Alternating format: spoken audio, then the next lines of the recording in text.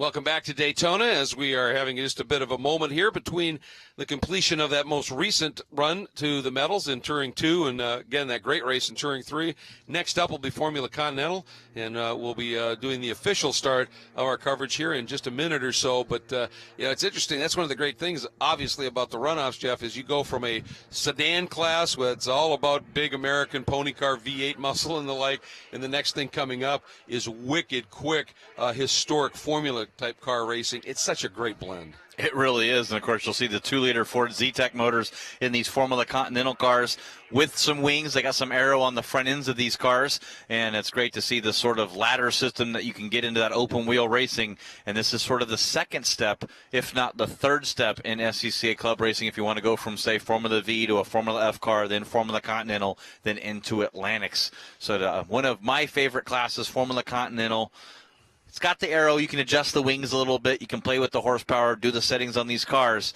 But it's always been one of the most exciting races because these guys are close in times. Absolutely. And every time we get this shot, it looks different. And the reason is there's a lot of construction and demolition going on here at Daytona as part of the refit and what they call Daytona Rising. When we started the day yesterday, there was an elevator shaft that was behind that scaffolding and those suites up top. And during one of the races that Rick and Dorsey were calling, all of a sudden that thing just blew up as they demoed it and it dropped. And I was talking to some of the race control people, and they said they got a call from the corner out there and said, yeah, control, should we be reporting that the elevator shaft just blew up? Is this okay? And they went, yep, it's all part of the demo. It's okay, thank you very much. The work continues here in preparation to having the Daytona Rising project in place and complete by the time the Rolex 24 rolls around here in January. And so it's been interesting being here. They've been so gracious. Just open up the facility, let the SCCA people come in and run the event, but all around the periphery, there's lots of activity going on as this project continues. But while it was happening, they said, we would love to have you here running for a national championship and coming back home, as it were, since 1969. But it's been fun to watch everything unfolding. And it is great with SCCA now moving the runoffs around like they used to do at the very beginning. Then it found its home at Road Atlanta, moved to a new home in Topeka, Kansas, then to Mid-Ohio, Road America, now with a switch from Mazda Raceway Laguna Seca last year, Daytona this year, next year at Mid-Ohio again. I'm interested to see what 2017 and 2018 brings for the next SCCA National Championship runoffs. Yeah, I mean, there's lots of rumors floating around, but nothing has been decided at this stage. But it will be fun to see where they opt to go. And talk about another homecoming. Daytona here this year, Mid-Ohio, where it had such a long and successful run as well. You would hope that in this next mix at some point they'd return to Road Atlanta, where that runoff's home for some 25 years, and that would be fun to see too. So many great options that might be able to host here, and we're looking forward to seeing how those all shake out when the decisions are made in just a little bit. And it's interesting. All of our previous days, and later on today there is some potential, but this day here has started with the best promise of no rain that we've had for the entire, at least for the 3 days of racing that are unfolding thus far. And let's hope that holds, because we'd like to finish it with some seriously quick dry racing. And we still have some seriously quick classes coming up as well here as part of the SCCA National Championship runoffs. You see the safety crews out there just resetting the cones and getting the track swept off there in the bus stop. It's one of those areas where you carry the tires over those curbs a lot. You kick up a lot of dust and debris. You get the car loose a little bit. You might clip a cone. They just want it all to be safe. We did have a couple of stranded vehicles out there, and then that crash car, so we had to get him removed. So we're just a slight little delay here before we set our show for the Formula Continental National Championship race. And that's a class that I think, Greg, we had a great race there last year with Robert Allure leading I think he led every lap en route to his national championship. He did. It wasn't particularly dominant by any means. He had lots of pressure, but he did end up doing exactly as you said, bringing home that win. And nice to have him back here to defend. And, of course, for Robert, he lives just on the other side of Florida, over in the Tampa Bay area. So that's, this is a special one for him to be able to go out to California, win a championship, then be able to defend it at, at least for this year in the runoffs, a home event. Home event, yeah. The producer for Sun TV channel for the Tampa Bay Lightning hockey team. So has two sports that he loves here with hockey and now auto racing there, as you see that Mustang. Another one of those Phoenix Performance prepped cars. 14 here this weekend from Phoenix Performance. I don't know how you'd even keep track of that many cars. Yeah, well, I think we made the comment during the T1 race yesterday. Other entrants bring a team.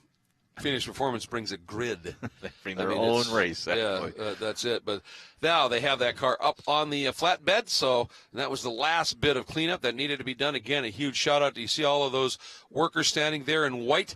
Those are the corner marshals, I should say, also known as flagging and communications corner workers, and doing just a phenomenal job. And you saw when that car came in and got into those tires and that wall of water sprayed up. I always say it, the ones that are truly in harm's way are those corner workers. Yeah, it's the best seat in the house, but they're out there in it and providing immensely valuable information to the drivers via flags. They are the eyes and ears around a long road course like this for race control, and they also provide information to the drivers and commands to the drivers. You look at the flags that they have. Some of them are information flags, the blue flag, debris flag, and the like. Some of them are command flags, the yellows and the like. And without them, one, race control doesn't have that level of control around the entire track. And two, the drivers don't have that comfort level of knowing that there's other people out there paying attention to what's going on, helping them, and should there be an incident, able to get there and respond and provide support as well. So, again, just the corner marshals, a huge part of racing, but also a small part of a huge network of volunteers and club members in SCCA. And one of those guys is down in pit lane, Hayward. Guys, a long-standing flagging tradition taking hold here at the Runoffs is the all-girl turn. And today at Turn 4, we have an all-female crew working there. And I believe, if I've done my math correctly, that puts them at the kink. But this is something that started back in the 80s. It's a opportunity to get more women involved in flagging, and has really become something that's a lot of fun for the women that come out and traditionally share corner stations with the guys, getting an opportunity to hang out in the sisterhood of flagging and communications. Absolutely fantastic, and yeah, they do a great job. I mean, when I wanted to get into flagging, I was trained by Kathy Malik, who went on to become the national administrator of F&C for the Sports Car Club of America, and Shannon Murphy was my first corner captain when I went out and worked a corner. Just an absolutely great job, and that is an opportunity for people that want to, male or female. If you want to get involved in racing, you have a passion for racing, but you maybe don't have the budget or maybe the ability to climb behind the wheel of a car and be competitive, you can still be a participant in the racing. And, like I said, starts at registration, ends in tech. There's a variety of specialties in between. And in all of them, you are a part of the event. Maybe none more so than F&C, where you're out there, as I said, when you're blue flagging a battle of cars coming up through a bunch of cars, and you could tell that those drivers are really reacting to what you're doing, you realize, boy, I'm a part of this. Yeah, you're right there in the heat of the battle, in the heat of the action, and you might even determine a national championship here if you got a couple guys that are battling for the lead and a couple slow cars there. If you don't throw that blue flag out there and let that driver know in front of what's coming up behind, you could effectively control that position. And there is that course worker station there at turn number 4. I love it. It's a great thing to see, and just what they do here for part of the F&C team here at the SCCA National Championship Runoffs. All right, folks, we're going to pause for a second and start our coverage of Formula Continental. Daytona International Speedway is the home of this year's SCCA National Championship Runoffs, presented by Garmin Verb, and our coverage today being brought to you by Mazda. I am Greg Creamer, joined by Jeff Lepper, Hayward Wagner down in pit lane, and there's a look at Lake Lloyd and the new grandstands, part of the Daytona Rising project. That will be completed in a few months, but today it is time to determine a national championship in Formula Continental. And Hayward, this class has been in existence since 1979. It evolved out of Formula C and the old Super V series, but it has become over the years a launching pad for a lot of careers. Absolutely. This is definitely a stalwart of Runoffs history. We've seen lots of names come through this class. I remember back when I was a kid, this was always one of the ones you wanted to be on the fence for. keep an eye out, guys. Our pole sitter, a youngster who had a big challenge last year on the last couple of laps at Laguna Seca, Mazda Raceway Laguna Seca, he's back on the pole. And you were telling us just a few minutes ago that today was the best chance for a fully dry day. Well, I'm feeling something else. Oh, boy. Gee, it just changes that quickly. Why? Well, what are we, maybe 3 miles from the ocean here? And things change in a hurry, and apparently that's what's happening down there. It looked like a great day for it. Now, we are, as we said, sponsored and presented this weekend by Garmin Verb. It's a remarkable camera, and they have given us the opportunity to provide our Garmin Verb Fast Lap, and it is going to be our pole sitter, Yufeng Liu, in his Pabst Racing China-sponsored Van Diemen in Formula Continental. This should be a great ride, Jeff. Yeah, you can see a little bit of vibrations there. It's just the air coming down through and hitting there. A spin right in front of him. That really makes it exciting on our Garmin Verb Fast Lap on the exit of turn number 1.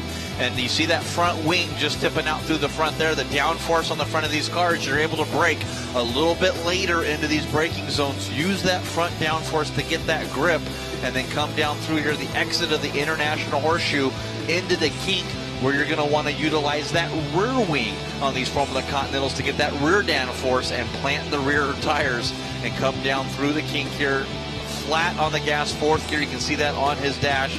Down to 3rd, down to 2nd as he comes down through the West Horseshoe and accelerates in this little short squirt into turn number 6, which by far the most tricky corner and fastest corner, and the one that you have to get through perfectly. Yeah, it launches you up onto the banking, and now, after you've gone through segment 1 on the timing, now you're up into the 2 segments that are mostly high-speed, high-bank. Yeah, they really are. You want to stay right low on that double yellow line. Don't make the track longer than you need it to be. Go right to the top of 5th gear as you come down into the bus stop braking zone. Let all the air work on the front nose of this Formula Continental car into the braking zone. A quick flick of the left, back to the right, then back to the right, back to the left again to get back on the gas as quick as you can. Just one short little downshift there. A little bit of curb in these cars. You won't see them eat a lot of the curb like we do in our sedan-based cars. Low to the ground. Not a lot of suspension travel in here, so you got to minimize those bumps. You don't want to lose any momentum here. As you can see, 116, 120, up to 130 miles an hour here on the bank. And it drops off a little bit when you get that arrow push coming out of the corner. Once you get back onto the flat part, you'll see him accelerating there, 155 miles an hour as he comes across the stripe. And again, these cars they aren't necessarily designed. He tips 160 there, so that's plenty quick. But their design is to get through corners fast, not to the corners all that quick. All a pretty remarkable speed. But the question would be, Jeff, obviously, is you've got with a Formula Continental car, you've got the rear wing and the front wing. You can balance the aero. You can crank in more. You can trim it out. In this track, you flatten those wings out, or do you need something in the infield? Well, as you can see, a lot of these cars, they have gone to drop that entire top element and have gone to that low drop wing. Seems to have worked for our pole sitter, Yufeng Liu. Yeah, you saw Timothy Miner's car there. Has got a real top upper element and a lower element right below on that. So it's really one of those on how this is going to play out. You can look at your pole sitter car. You can't even see his rear wing on a frontal shot. That's how low that wing is on his car. Yeah, we got the grid that's scrolling across the top here. Second spot was by Joshua Sherino in the number 9 Quantum Racing Services. Hoosier Van Diemen runs the Northeast Oklahoma region. And then your defending champ is Robert Eller in the number 52 Limited Motorsports Martini and Coors Light Van Diemen. And he was on the pole, actually, in Mazda Raceway Laguna Seca last year, but that tire rack pole this time going to Yufeng Liu.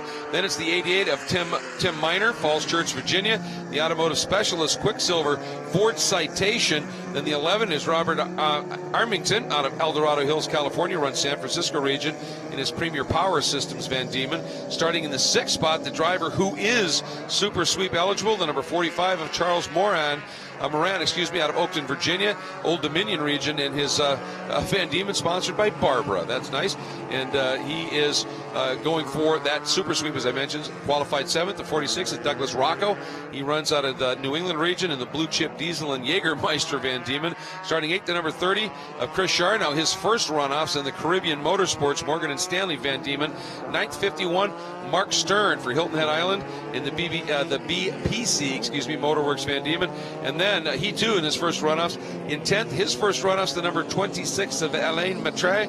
out of Annapolis, Maryland, who runs the Washington, D.C. region. In the Le Fol Brasserie, Hoosier, Van Diemen, and completing the field, the number 8 of James Belay out of Mableton, Georgia. He runs in the Atlanta region in the SCCA Inc. and Appalachian Race Tires, Van Diemen. And again, last year, Robert Aller went flag to flag in this one, but the margin of victory, Jeff, 1 second, and he had some serious pressure throughout that race. Yeah, he really did. It kind of pressured him all along.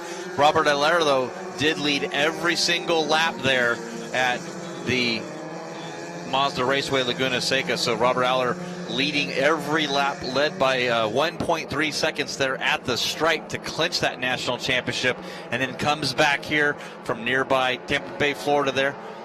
Likes the hockey game, so to speak, there, the Tampa Bay Lightning. But Robert, watch that third place car here on the start, trying to get around Yufeng Liu, your pole sitter, and see if he can duplicate that national championship that he did here last year. Boy, I'd sure like to do it at what is really his home event, wouldn't he? That would be mighty fine if he could make that happen here. As the Formula Continental machines out on their pace and parade lap. And again, they only need, because they're much lighter and they also have the aero that they can just fold into the cars, they are going to be able to just do the one pace lap. It is complete. Looking for the green. It flies. 14 laps. Formula Continental is underway, and immediately they fan out. And Yufeng Liu gets some big pressure right away from Sereno. Pops to the outside. Aller decides to stay down inside, and he loops it. He just got too much rear brake, Jeff, and that back end popped around. It really did. Now he's got to try to recover here and get back underway, get those tires back up in temperature. I'm not sure if it was a matter of too much rear brake there or just cold tires coming down into turn number 1. Yeah, it might well have just been a combination, but Joshua Sereno then into that second spot. And then let's not forget, there's a guy here, it's a defending, or a really talented driver as well, the number 88, Tim Miner, in that Falls Church, Virginia, number 88, and he's going to be a player right off the drop here. Another one of those cars that's using that low downforce setting. You can see how low that wing is on the back of that Formula Continental Van Diemen as he comes down through the chassis there, the number 88. Yeah, we see that's going to play out once they get up onto the banking. Now watch this car as it comes up onto the banking here. And he's got a little bit of fluid, though, that's coming out of that right side, Jeff. We'll have to keep an eye on that. It may just be a little fuel overflow, as this is a 50-mile race, and that's, by national racing standards, that's pushing the envelope of what these cars are capable of. But, boy, he is up on that banking now, and that low aerodynamic drag machine is flying. It really is. You see him come down here into the bus stop. Yufeng Liu leading over Joseph Sereno and then Tim Miner in third place. And it's going to be battle heat up. It's going to be fun to see what Robert Aller can do coming back through this field from that early mistake down there in turn number 1. Should be exciting for him coming through this Formula Continental grid. And Sereno has got to stay close enough to Yufeng Liu to be able to get a little bit of tow when he's up in the banking, because you can see he's running that double element rear wing, a little bit more draggy. So his job is in the infield section to be planted right on the backside of Yufeng Liu by the time they come up onto that banking out of 6. Yeah, you want to tuck right in there, try to catch a draft, maybe stay with them, try to work a little bit, try to see where I am faster, where's the weakness of Yufeng Liu, and where I can do that. Miner sitting back in third place, he's going to have no choice but to try to maximize all the speed he can here in the infield. If he loses these two lead guys, his race will be over. And let's not forget, when you trim a car out like Yufeng is doing, and also that Mine's doing, it means you're not as effective in the braking zones. You're not as effective, especially here at turn 4, that high-speed kink in the infield section. You just don't have that grip through there, and so you've got to be a little bit mindful of that. When you come into these braking zones, you got to be a little bit easier on the throttle when you head out. And a good point here on Miner is, and I'll tell you, I'm impressed with what Yufeng was able to do there in that infield run, Jeff, as Sereno was not only able not to close up, but Yufeng was able to open the margin up a little bit. He really was, and doing a great tire management as well on that Formula Continental. You can see how narrow these tires are compared to other open wheel classes, so you don't have a lot of rubber there to maintain over this 14-lap race.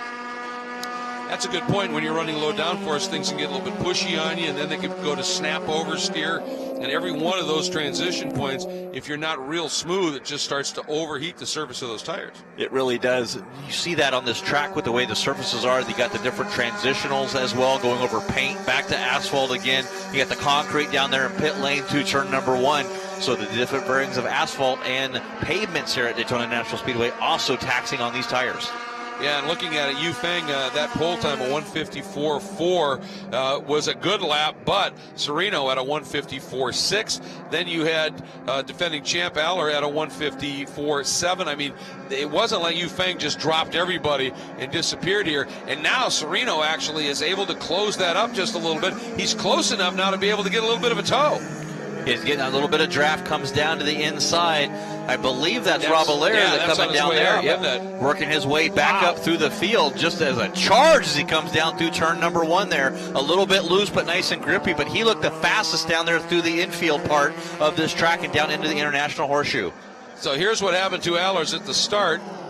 Did he drop that left front maybe into the grass, Jeff, and that's what helped pivot it around? I think just barely touched the paint there on the inside of turn number 1. Got the car a little bit loose, but he's up into 5th place now. Wow, what a great comeback charge. Yufeng has got fast lap now at a 155.214, but Allaire at a 156 flat, so he is definitely up the ante, and of course he's doing it in traffic. Yeah, he's all, and then no help from the draft now as he was able to get around Armington. So doing it all on his own. It's interesting to see the wing split on that. He does have that lower wing for the drag, but that upper wing, not at a very big angle there, but just probably providing enough downforce just to give him that extra grip through the infield. So I think that might be a pretty good setup here at Daytona International Speedway. Yeah, it's true. Both of those planes don't have to be run at the same angle, do they? So you can have that top one just give you a little bit of stability, not a whole lot of drag. I do like the colors of that car, though, with the Martini and Coors Light on the side of that car. Really great livery and paint job there. Did you see the gap there into the bus stop as Timothy Minor was at Douglas Rocco, I believe. Rocco there getting a little bit loose and some wide coming on the exit of the bus stop. You got to believe that Rocco's team saying, hey, Aller is coming. He's coming, buddy. And so he went for it and nonetheless got it a little bit crossed up. Now, as we go back to our leader, and Yufeng Lewis, as I got a little bit confused on which shot we had there. Now you can see Yufeng actually starting to draw away from Sereno a bit. They really are, as you see him opening up that gap. And he was battling all race long at Mazda Raceway. Laguna Seca made a mistake there on the exit of turn number 6, ran wide through the dirt, and really dropped all the way back to 8th place, I believe, where he finished at Mazda Raceway Laguna Seca on the last lap. So hopefully this young man can keep it together here, leading in Formula Continental. Absolutely, riding the car that's driven and built by Pabst Racing. And, of course, Augie Pabst Jr. owns that team. He's part of the Pabst family dynasty. And his dad, of course, one of the legendary drivers racing the old Scarabs in sports racing back in the old United States Road Racing Championship long time ago. And in looking at what we're watching here for Yufeng Liu, he's one of the guys that's running the front tires on the back of the car as well. And one of it is aero. The rear tires on a Continental car are normally a little bit bigger with that cantilevered edge to it. Well, that just punches a bigger hole in the air, obviously. And also, when you run that smaller tire, it changes your gearing. And sometimes when you got long flat-out runs, it actually helps. And we've seen this in the sedan cars. It seems to be when you set your car up for the infield, that's where you're going to have the advantage over other cars. We've seen it in our Formula car categories. You set your car up for the oval, and that seems to be the key ticket there. We saw that in the F500 race. We saw it in Formula Atlantic, and we're seeing it again here in Formula Continental. Yeah, I think a lot of it comes down to anything that it doesn't have a lot of power and is very aero dependent. You just got to trim it out, do whatever you can to not punch that big hole in the air that drags you down and allows somebody to draft up behind you. And so Augie Pabst and that Pabst Racing team have decided that this trim literally is the way to run this car. Doing a good job, a little less rolling resistance, little smaller hole in the air that pushes, and coming down here into the bus stop. A good scrap here battle between these two drivers, trying to get car numbers on both of them as they come down to the exit of the bus stop. And by the way, while we're looking at that, Robert Eller has now moved up into 4th. He's gone around Rocco, and his next guy would be the 88 of Minor here. Good drafting battle here. You can really get a good look at the different wing elements that these drivers are using as they come down through NASCAR turn number 4. And just like that, you pop out, try to make the pass, and then the low aero drag car able to pull away from that rear high wing element. And you can see on that lead car in particular that they're running the normal rear tires that you would run in one of these Formula Continental machines. And you can see it's not hugely bigger, but it definitely is a little bit bigger in terms of the width of the tire, the size of the tire, and that of course means it gives you better mechanical grip. However, you do tend to lose some of your aero effectiveness. That's Chris Charno. What a story for him, coming in to his first ever runoffs, running in the 7th spot right now. You can just see him reach up, went for one of the tear-offs as he pulled that off, and I hope that wasn't that he was getting rid of a little bit of that moisture that we had been talking about. Didn't look like we were going to have any of today, and the weather gods here, called the Atlantic Ocean, decided, well, we are going to affect things just a little bit. A good battle for 7th between Chris and that black number 51 behind him of Mark Stern. Again, a couple of first-timers here at the runoffs. What a great opportunity for them. It really is, and it's great to see that Momo red with the yellow trims on that car as well. Great paint job on that Formula Continental car. Another one of those cars that running, it looks like a lot of the teams here electing to run that narrower rear tire. And again, Charnow, he's out of St. Petersburg, Florida. Mark Stern behind him, Hilton Head, South Carolina, runs Buccaneer region. And they're guys that get a fair amount of lap time at Daytona International Speedway. And an opportunity with this rotating of the runoffs to let some people that otherwise may not be able to make that long tow somewhere. Because you commit to at least a week, and you can be up to 10 days if you're testing as well. And that's a lot of time, and you've got to, obviously find a place to stay, not just for you, but your crew. And it's a big commitment in time and resource. And when you have an opportunity here, when an event moves to a local place for you, a lot easier to do it. Looks like some damage there to the left front. I believe that's Alan Matrat's car. I'm not sure. I'll try to get a number on that. And James Belay behind him.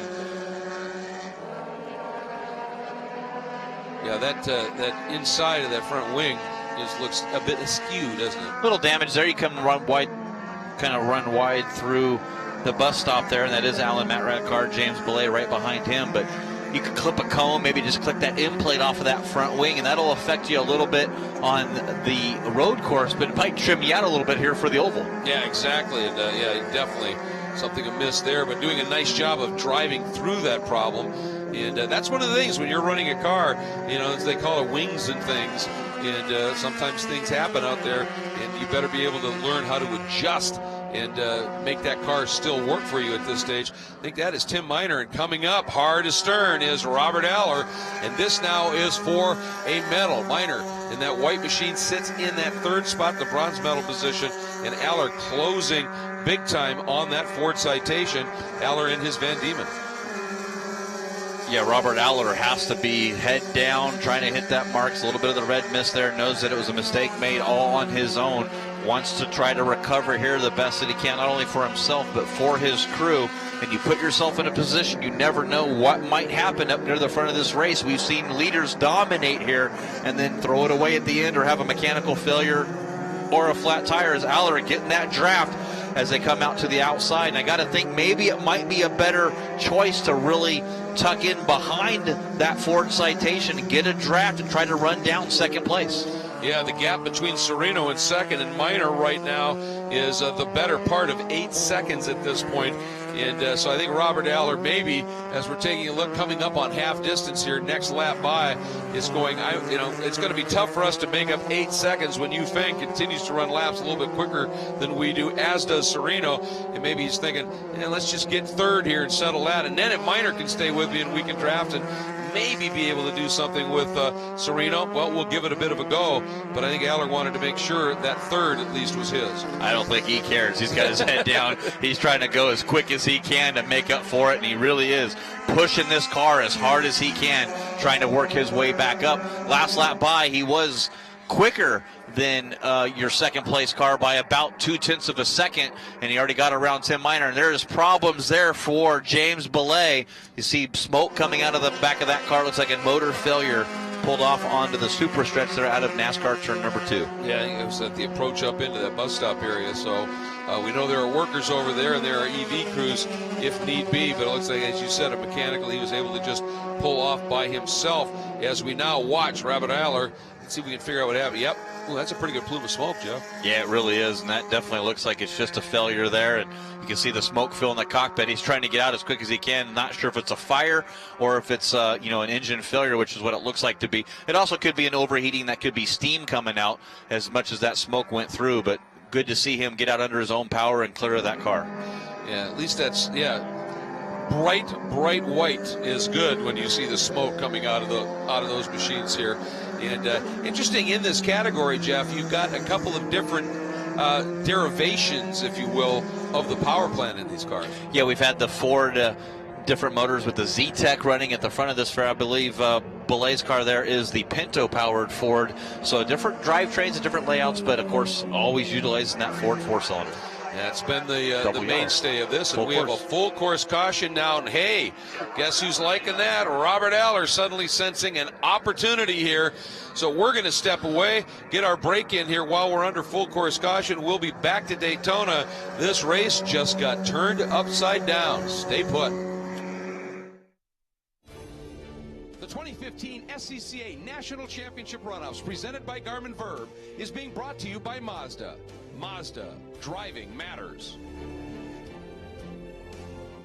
16 wide eyes. Driver's license, took 2 tries, bought a Roadster secondhand. Playing parties with the band, loaded up, off to state. Hijinks, tailgates, starter, midsize, family cruising. Now in the garage, something new reminds you of when you were you. It's time to face facts. You're a gearhead. You wish the freeway on-ramp was your personal racetrack. Well, buckle up, buddy, because the Sports Car Club of America wants you. With 40,000 members and events across the country, the SCCA has all the excitement you can handle. Dance the blacktop two-step with SCCA Solo. Get down and dirty with SCCA Rallycross. Or go wheel-to-wheel with SCCA Club Racing. Hit the track with the SCCA, where America's best drivers race. Under full course caution at Daytona International Speedway in the run to the gold here in Formula Continental. There is your leader, Yufeng Lo, as he is circulating now under that full course caution. And it is an interesting story that is going to be evolving here, because with this caution, the defending national champion, Robert Aller, had that loop right at the start, dropped way back. This is going to be interesting to see how this plays out here, and we're looking forward to it here at this 2015 running of SCCA's National Championship Runoffs, presented by Garmin Verb. If you're just joining us, I'm Greg Creamer, joined here in the booth by Jeff Lepper, down at pit lane Hayward Wagner, and we are under full course caution here on our coverage of this great event in its 52nd running, brought to you by Mazda.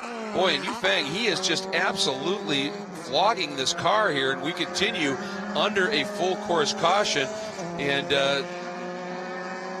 it's kind of interesting. Hayward, you got any information on this?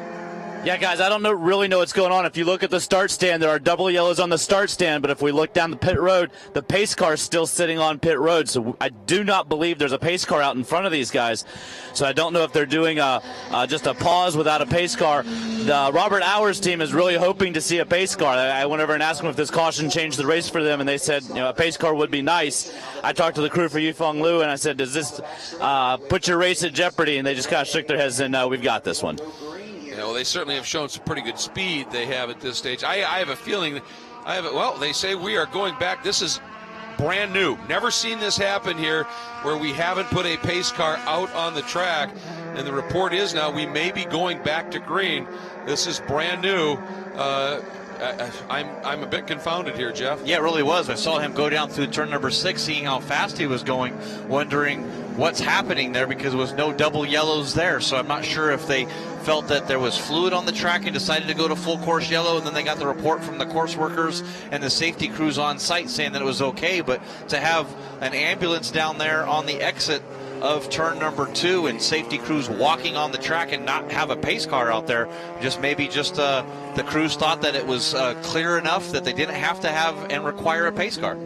Yeah, I'm confounded, and I would have thought that this was all precipitated, if pardon the pun, with the fluid thing, but with the incident of the car that was parked down on the apron, we saw that smoke coming out of the back of the car of James Belay, and so I'm a little bit confused, but here we go. At least now, I mean, Robert Alla has caught the back of Sereno, and I certainly hope that Sereno didn't lift thinking there was going to be a pace car and give this whole gap up while Yufeng Liu just kept it pinned, and that's where I think this is a bit confusing here.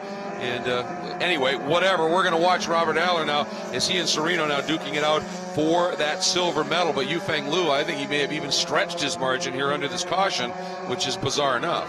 Yeah, that's for sure too. I mean, you're supposed to be a yellow, and if you see the double yellows there, you're supposed to go down to pace car speed, no matter what they say they're going to happen, whether there's a pace car or not. So look at the draft that Aller gets coming down into the bus stop curve. We'll see what happens in the braking zone. Can he clear him down into the end? A little lap traffic right in front.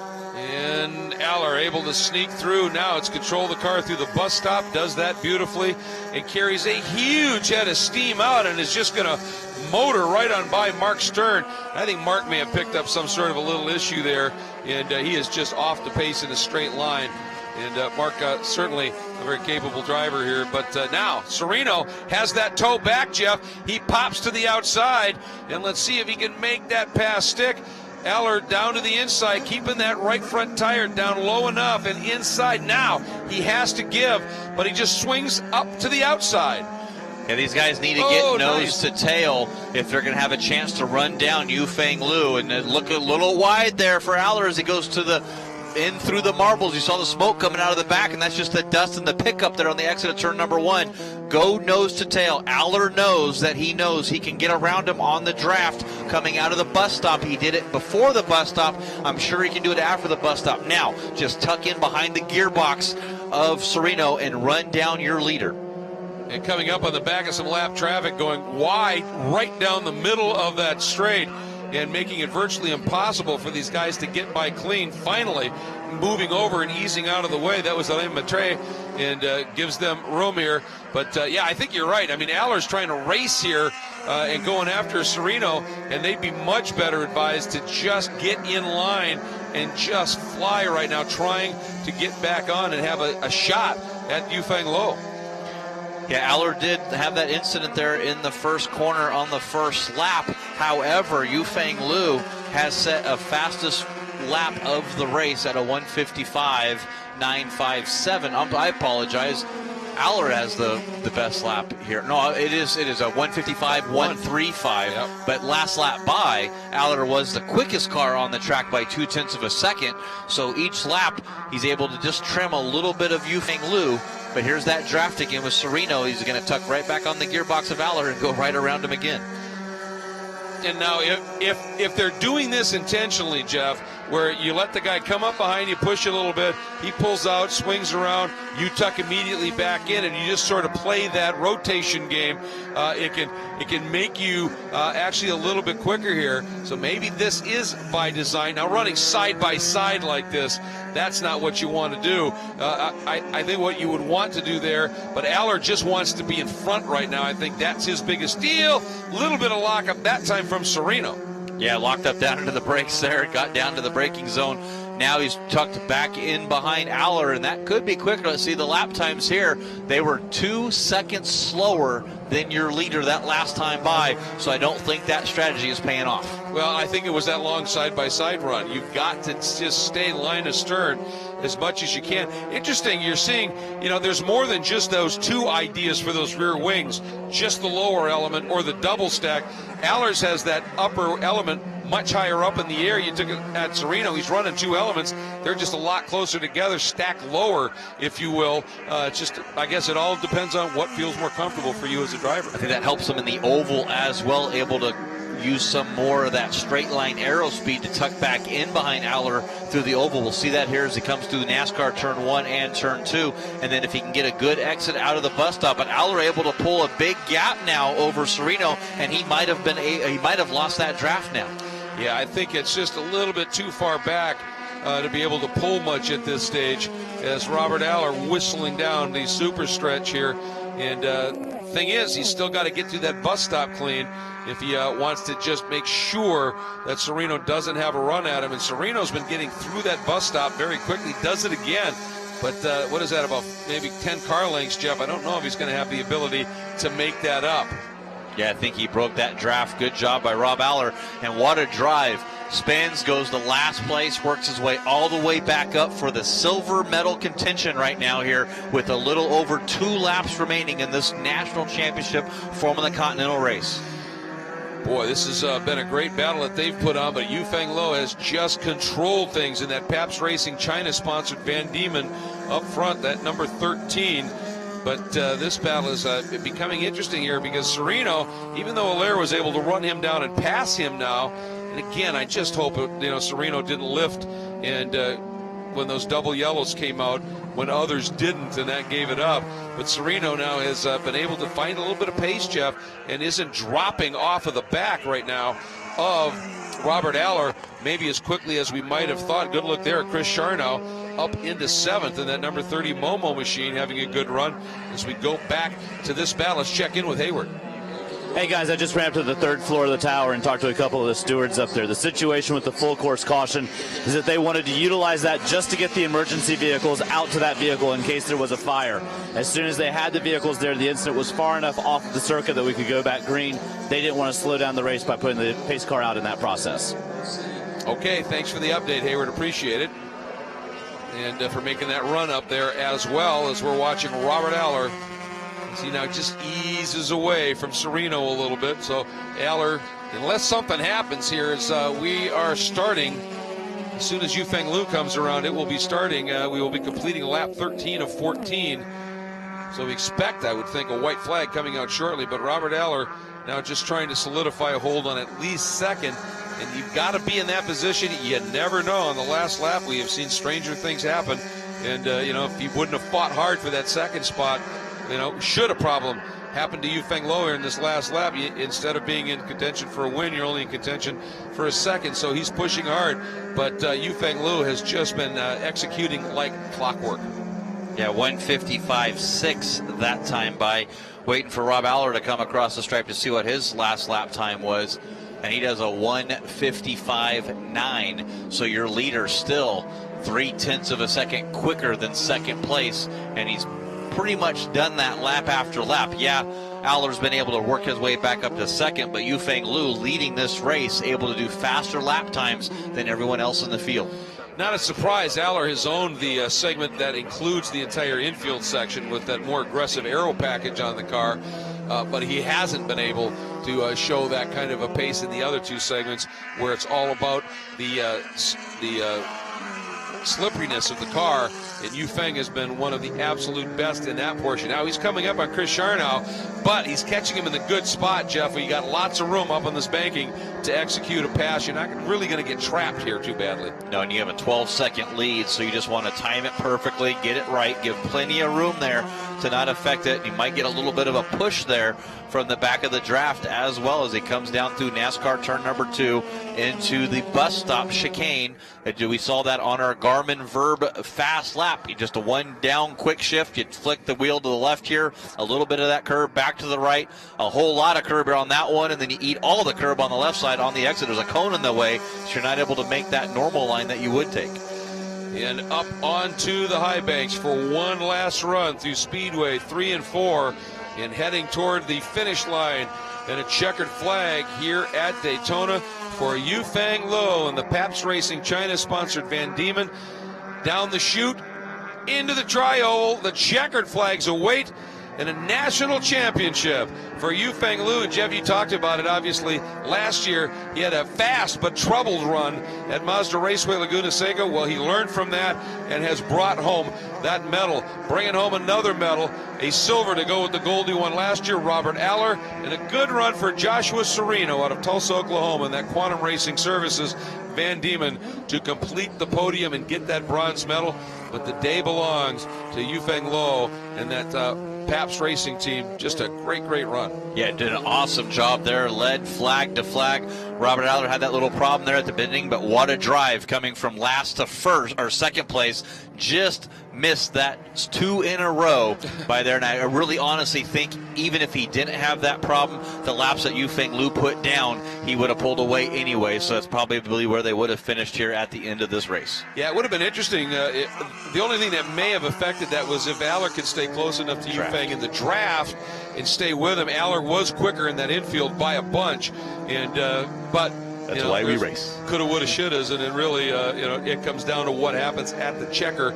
And again, running that very low drag configuration, running those small rear wheels, the front tires on the back of the car as well. That car of Yufeng Liu was so effective up on the banking, and it's a lot of this track here. And boy, even the cool down lap, he is just booking. I think the guy has just found himself in a complete zone and is just relishing this moment. Either that or he really wants to get around, because he knows he's going to have a chat with Hayward here in just a minute, and he wants to get there in short order. But boy, he just didn't put a wheel wrong. No, he did not. He was there the whole time. The perfect aero package as well. Looking at the trap speeds, 157 miles an hour across the oval in a 2-liter Formula Continental car with very little aero. But top speed of the meet so far for Formula Continental at 160.2 miles an hour by your second place, Rob Aller. With that draggier combination, but I think that was when he was tucked up behind Sereno on that one lap, and he was really able to benefit from that toe. It makes that big of a difference as Yufeng Liu into pit lane. And the congratulations, as you can see from some of the workers, always giving these drivers a bit of applause or a thumbs up as they complete their cool down lap. He will head in for a chat with Hayward Wagner. We have one car, you can see that BMW sitting there, that will be going out just for a hardship lap. That will be coming up in just a couple of minutes here. They will be released for that hardship lap, but just a phenomenal job. There that car goes. And you know, Jeff, this now is the 21st of 27 national championships that are being awarded here at the SCCA National Championship Runoffs, presented by Garmin Verb. And Yufeng in, and there comes Hayward over the wall, so we are getting close to being ready. And here comes the rest of the field. Robert Aller, I'm going to be interested to hear what he has to say, Aller, in the interview about what happened there at the start, because, it was either something where he just got too much rear brake or that left front corner bit just a little bit. And when he just got on that painter over into the grass there, but whatever it was, it went around. And it made his day a lot more difficult chasing the pole sitter from his first ever tire rack pole position, Yufeng Liu, who is pulling the helmet off now, and Hayward Wagner is ready. Yufeng Liu, your national champion here in Formula Continental. Last year you drove a great race up until the last lap. How nervous was this last lap for you with that big lead? Oh, it was easy. I was just cruising, to be honest. I mean, I figured there wasn't going to be a safety car, so I just kept going. And, it just worked out really good. On the first lap, Robert Aller had a spin there in turn 1. Did you see that? Did you catch a glimpse of that in your mirrors? No, I only looked right in my mirror, so I didn't get to see it. But I did see his car parked over there. So. Now, we did a quick run through the record books, and we're pretty sure that you're the first Chinese-born driver to win a national championship here at the SCCA Runoffs. What does that mean to you, even at this early age?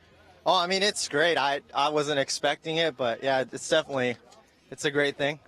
Guys, we were talking a lot about the aero and the modifications made here at Daytona with the little wings. Take a look at here at the side of this car where we have the intake ducts completely taped off smooth to get just that little bit more aerodynamics. A big congratulations to you. You get to do one more lap, a victory lap here at the Runoffs. Thank you. Thank you. All right, we're going to step back and talk with Robert Aller, our second place finisher. Robert, you gave the spin to win a heck of a shot there. Came up a little bit short on laps to be able to catch the leader. What happened there in turn 1? Yeah, I'm not sure. I don't know if somebody bumped me and I got light, or if just the rear brakes because of the table there locked up on me, but the back end kicked out on me, and I just said, please no one hit me, please no one hit me, please no one hit me. From there, did this turn into a fun day for you, trying to get back through the field? Was it sheer determination, or were you just out trying to have the best drive you could?